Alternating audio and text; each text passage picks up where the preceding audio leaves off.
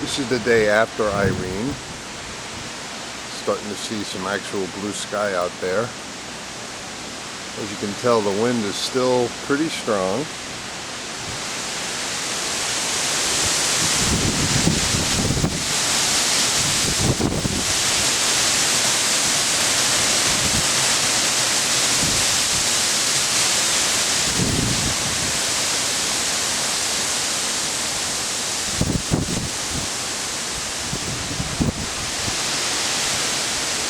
Gusting now. It's almost as strong as it was last night.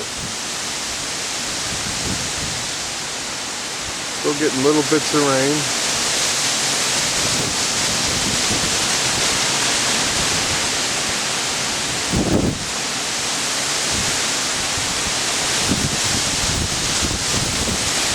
I'm gonna call it quits for now.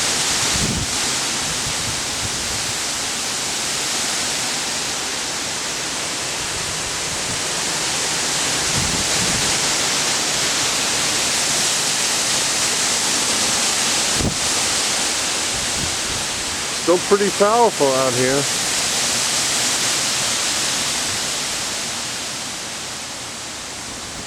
And then just like that, it stops.